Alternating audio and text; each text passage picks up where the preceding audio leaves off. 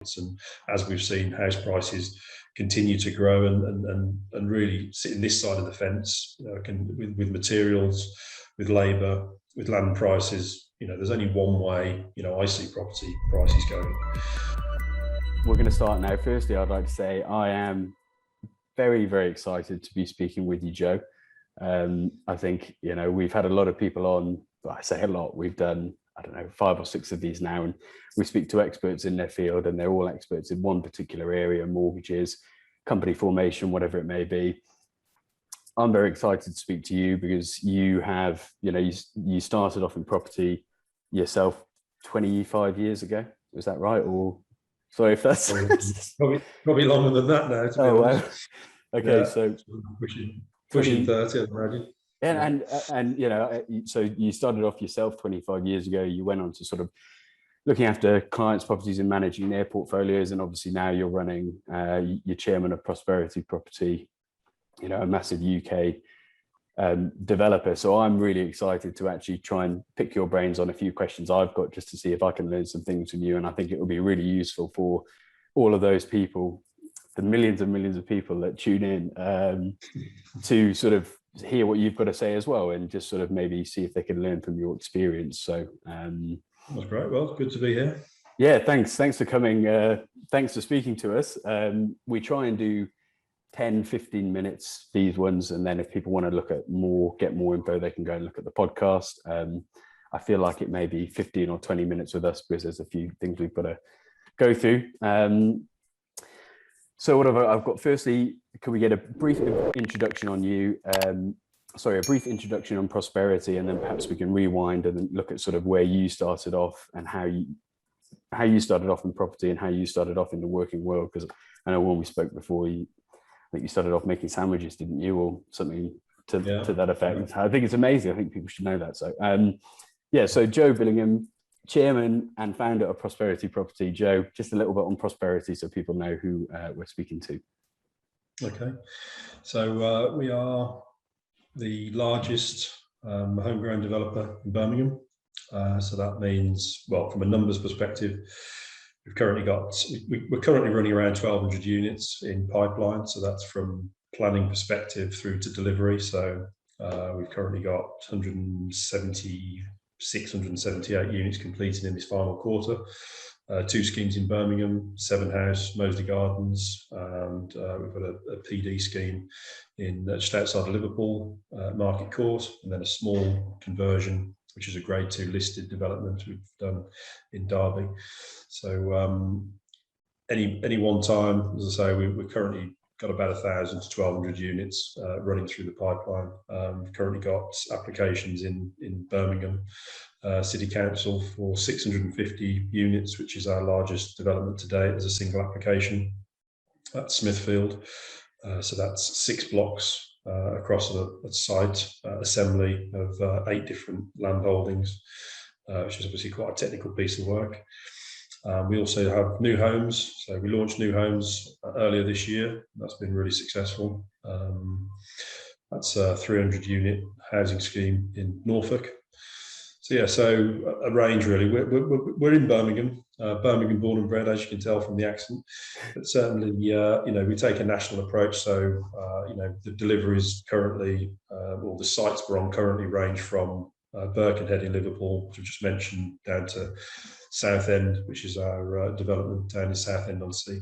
So a kind of a national approach, but very much a Birmingham focus when it comes to new build apartment schemes, particularly because of where the market is in Birmingham currently.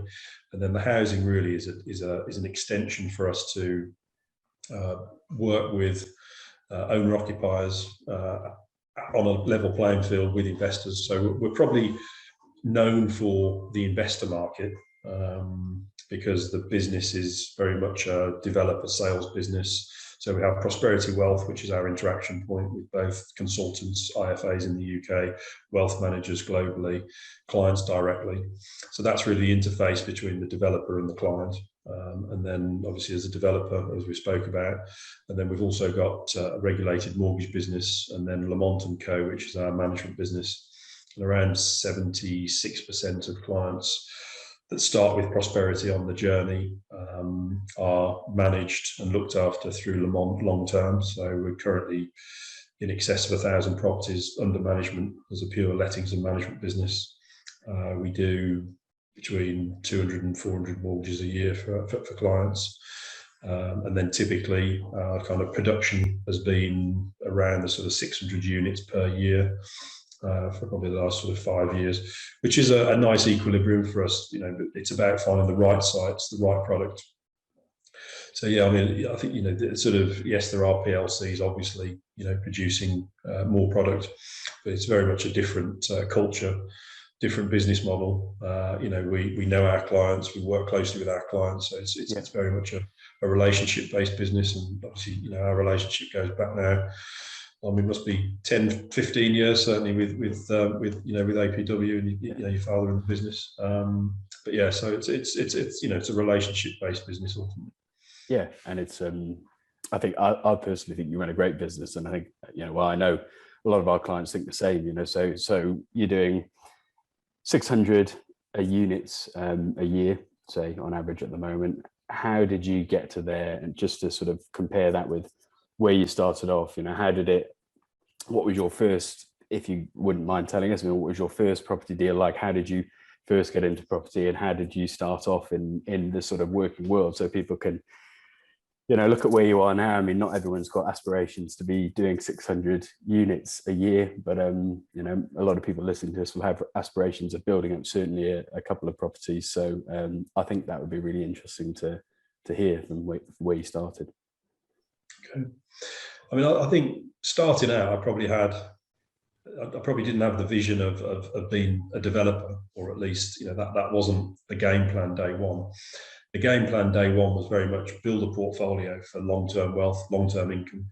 So at 18, bought my first property, and then that was really on the back of a business that at the time we had a catering business. So we used to supply family.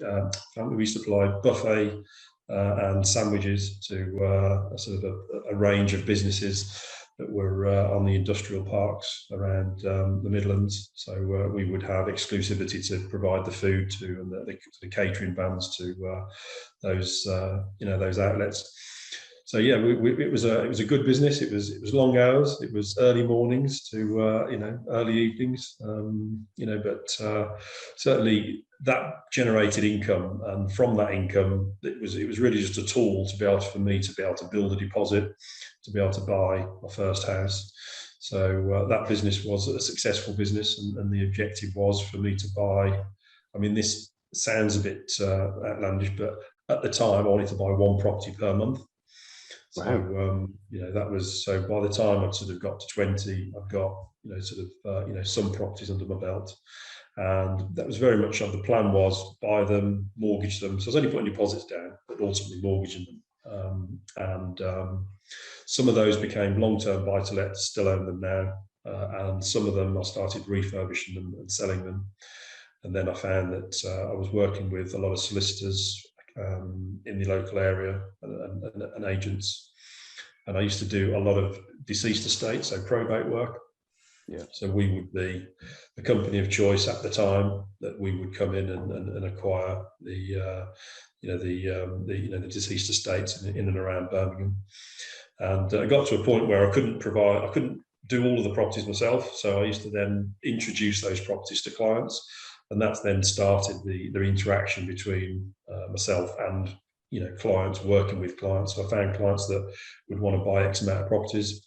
So those would be, again, some clients would want them in a distressed state. Some of them would want them fully refurbed, fully done, fully rented.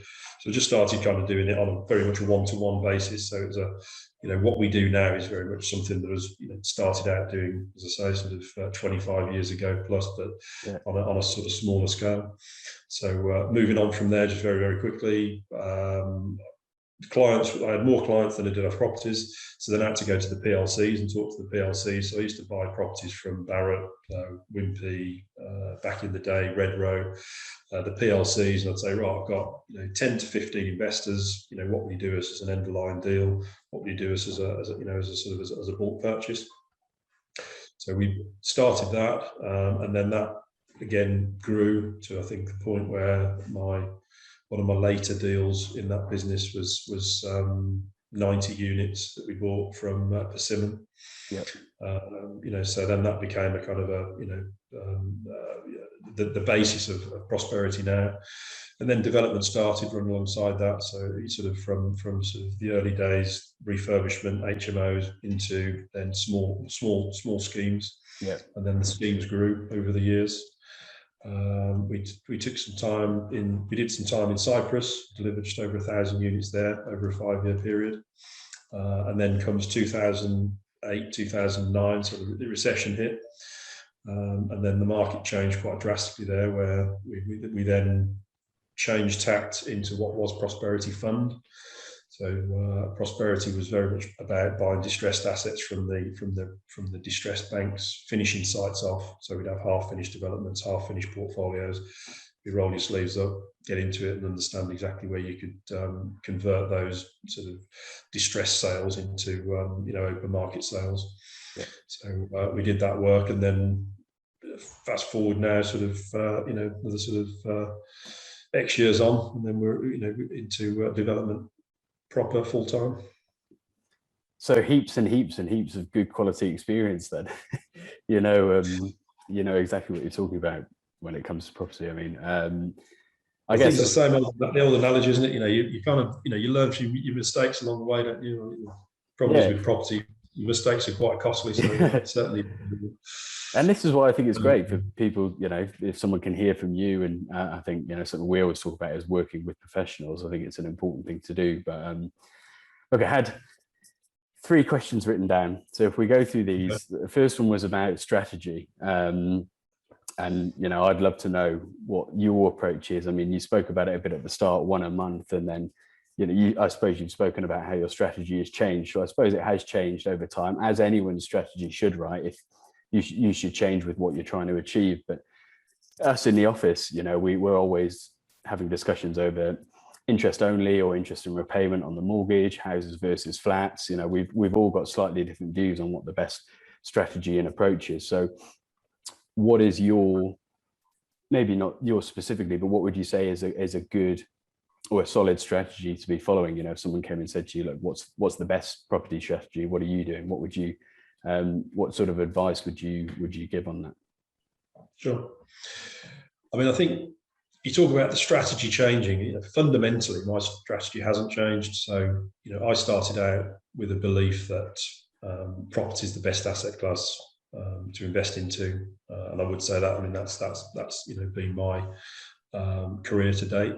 Yeah. Certainly, I don't think there's a downside. You don't talk to people that bought property 10, 15 years ago and they say, that was a really bad decision. Yeah, that's so true. There are very few people that say that. If you allow time to do its thing, and appreciation to do its thing, and inflation to do its thing. So certainly, the fundamentals of buying a buy-to-let property as a long-term investment, as a long-term income stream, those fundamentals haven't changed. If anything, they're as strong today as they ever have been, particularly with the volatility in other markets. And as we've seen, house prices continue to grow and really sit in this side of the fence, with materials, with labour, with land prices. There's only one way, I see property prices going. So the fundamentals of buy-to-let are still sound. I think that the idea of being able to borrow money at the rate that we can borrow money. So, if you can, borrow money at a low rate, if you can leverage, property, and it's that leverage effect that gives you those exponential returns over time. But fundamentally, put a deposit down, buy a property, let the rent pay for that asset. And again, that's the only asset class where its own income will pay for itself over time. So fast forward 10, 20, 30 years time, you've got real assets, inflation-linked assets that are income producing, ultimately as an income cash cow for the future. So I was buying properties when I'm 18. I'm now 49 and I'm still buying properties. So I still have properties out of each development. and I still add to my portfolio. I think the possibly where the portfolio has expanded has been into commercial markets as well. So we do hold now quite a bit of commercial property, which is inevitably the ground floor of our developments, or the commercial element of a residential scheme. So it's a mix of residential and commercial. But as I say, it's a mix also of different house types. Yeah. I think that you've got that, the old analogy, you should get a spread on your investments, and it's the same in property. So yes, freehold houses are great, and obviously that's a market that we're very keen on and moving forward with.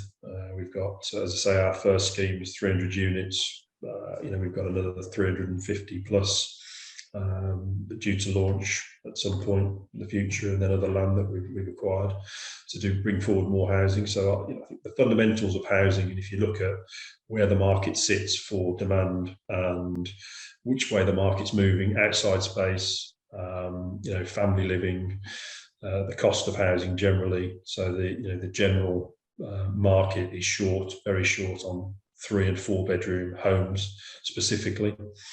So that's a good play as a long-term play. But then you look at apartment schemes, and then you've got that city centre growth. So you do get exponential growth, and there's a lot of investment in the city. Investment, infrastructure, employment, all these factors, if you look at, not particularly promoting Birmingham, but if you just look at Birmingham as an example, we've got the Commonwealth Games coming next year. We've got a metro system. We've got that's due to finish over the next 3 years. We've got HS2, which is the fast train connection point into London. Huge infrastructure. We've just finished a massive scheme called Paradise, which has brought Grade A office space to the city. That's very much brought jobs. So Goldman Sachs, Deutsche Bank, HSBC, KPMG, just some of the employers that have moved to Birmingham. So those fundamentals that you get in a city, you're not going to get in your sort of country homes life.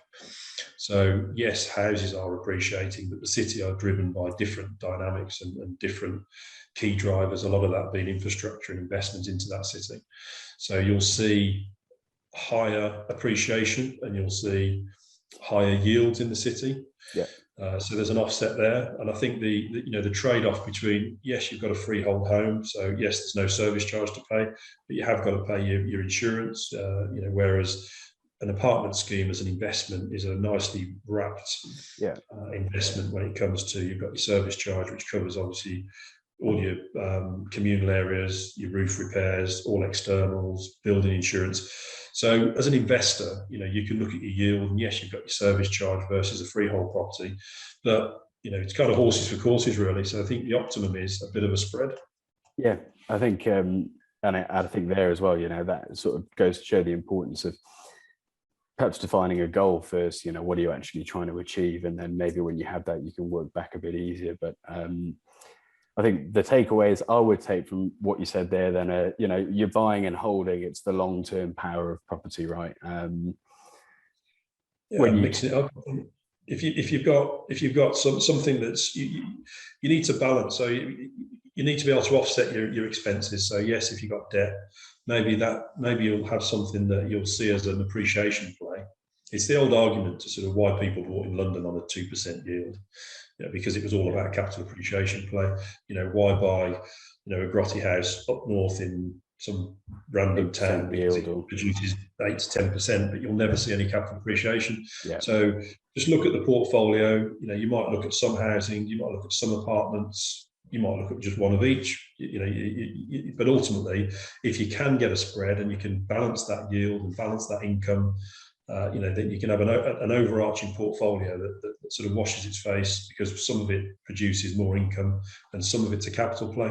Yeah, that's very, very sage advice. I was just looking at where to potentially add another property myself, and I was looking at one back at home in Cardiff, South Wales, and looking at Cardiff city centre.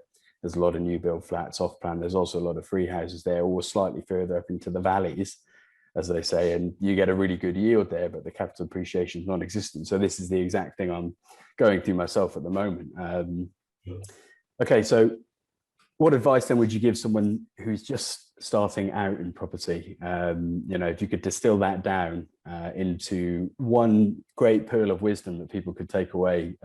Sorry to put you on the spot. I know that's difficult, but you know, what is it? Just get it. You've got to be in it to win it. Cliche, but you know, what is it? Yeah.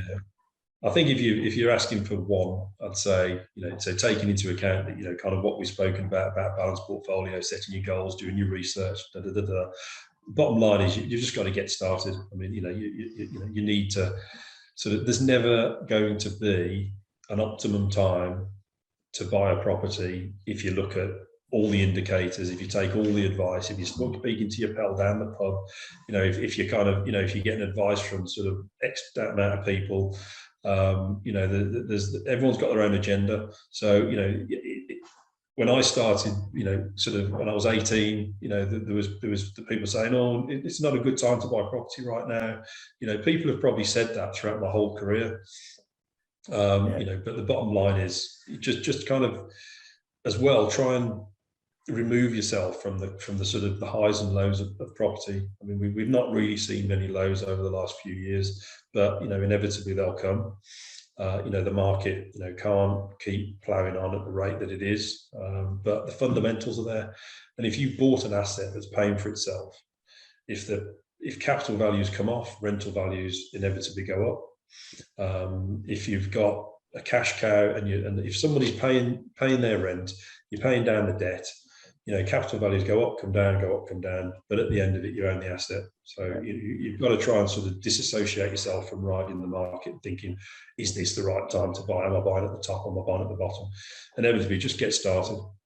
Yeah, that's absolutely great advice, I think, you know, and it's so true. I mean, you look back at the past 5 years, for example, you know, there's always been, it's exactly the same. There's always been a reason why you shouldn't buy. Because, you know, a good, solid, you know, what you read in the papers is either extremely positive or extremely negative, because those are the things that sell. There's very rarely sort of middle ground, which is where the truth is, you know. But yeah, look at the past 4 or 5 years. You had Brexit, or I don't want to buy because of Brexit. Then it was the American election and Trump got it. Well, I don't want to buy because I don't know what's going to happen with Trump in the US. And there's always a reason. So, but look, if you'd bought in 2016 or 2015, then 6 years down the track, you'd be doing very well, because we've had some, you know, the market's done well. So I think that's good. I think that's great. And I think it's almost, you know, that would be a great place to leave it. But I did have one more question just on prosperity.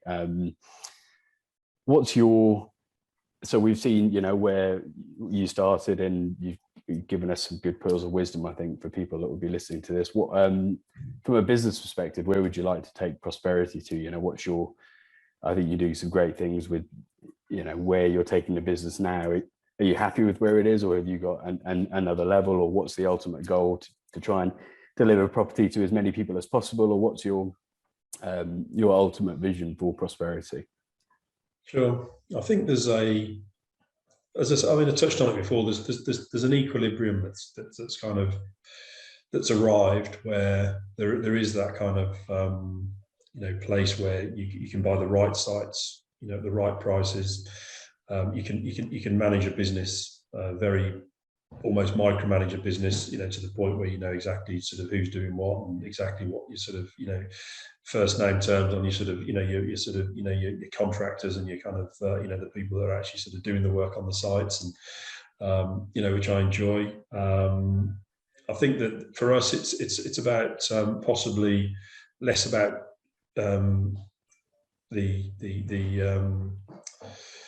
it's less about more. It's more about so the numbers might remain similar, but I think it's kind of what markets we extend into. Yeah. So I think that's possibly more housing, and that's not particularly based on where I see. I think it's just that we've got sort of a good pipeline of apartment schemes. Yeah. We've got planning in currently for, as I say, sort of 650 units on a single scheme, which is, you know, apartments. So that's a kind of 5-7 year play, really. You know, bringing forward that amount of units over the next X years.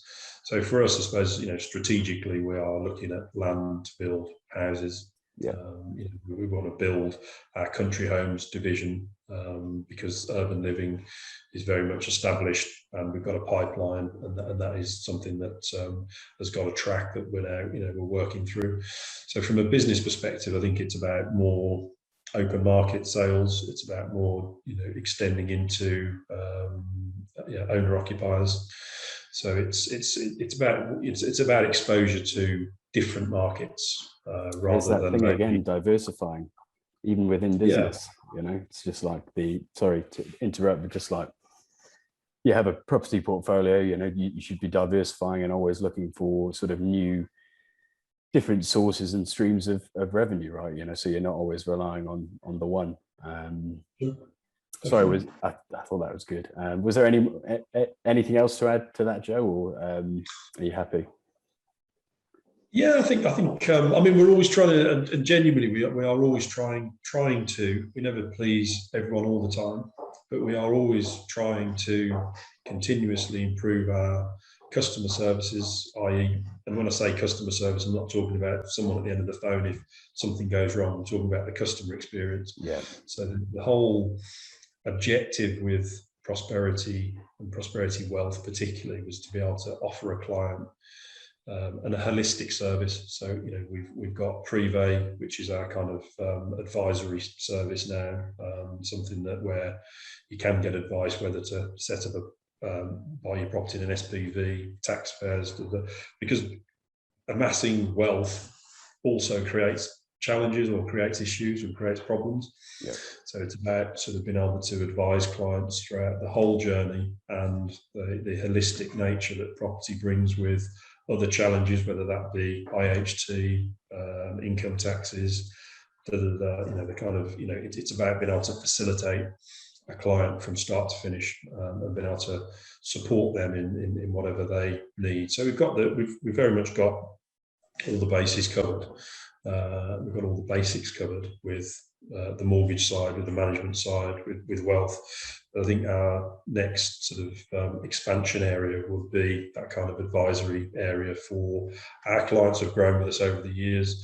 They've created wealth over the years, so that that sort of the wealth that creates the wealth creation part of what we do also brings challenges in other areas that we need to tackle. So it's about then looking at our clients' needs that have grown with us, and then looking at what their challenges are because they've grown wealth from buying property. Yeah. So I think the housing from a strategic acquisition perspective, and then the refining the client journey and refining those advisory services from a sort of a more internal basis. Yeah, and I think there's a market for it. I'm speaking to a client of yours and ours up in Hong Kong tomorrow, and I think he's got 6 properties with you, and that's the discussion now. Is he's like, well, it's getting to a point they're going to be completing fairly soon. Some are completed, others will be completing. He's like, well, how do I manage it? There's a lot of management that's going to go into it. So we're going to have a discussion around how best to package it and put it all together so that it is a hands-off. Because most people, most of your clients, and people that are buying property are people that are busy and have full-time jobs as well, right? So it's you need to make it hands-off. But and I think it's property is never fully hands-off. And I think that's that's something. So it's an education piece to be able to advise clients that buying a physical asset that someone lives in. There is an interaction. Certainly, we can manage away the vast majority of it, but there does need to be a level of interaction and ownership on the assets that you've bought. So yeah, I think that's that's different to sort of holding money in equities, but certainly there is an interaction needed with your clients to get the very best out of the portfolio. For sure, I agree. Okay, and we'll leave it there. I think I had another one question for you, but I think we'll save it. We'll do it on the podcast if that's okay. Yeah. And if everyone that's listened to this and loved it, I've got no doubt, if you'd like to hear a bit more of a longer conversation with Joe, then you can listen to our podcast, and we'll have a bit more of an in-depth thing on there. And I suppose we should plug your YouTube channel, Joe. We should go and check out Prosperity Wealth on YouTube as well. Sure. And what else are you on? I can't tell you the handle, I'm afraid. I was Yeah, going we to are say, on YouTube. what else are you on? The obvious socials. We'll put a link to yours in the thing below.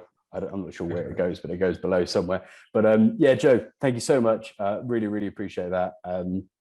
I found it useful, and so I hope everyone that listens to it will as well. Right. Well, thanks for having me on. Well, cheers, Joe. Thank you. Bye-bye. Bye.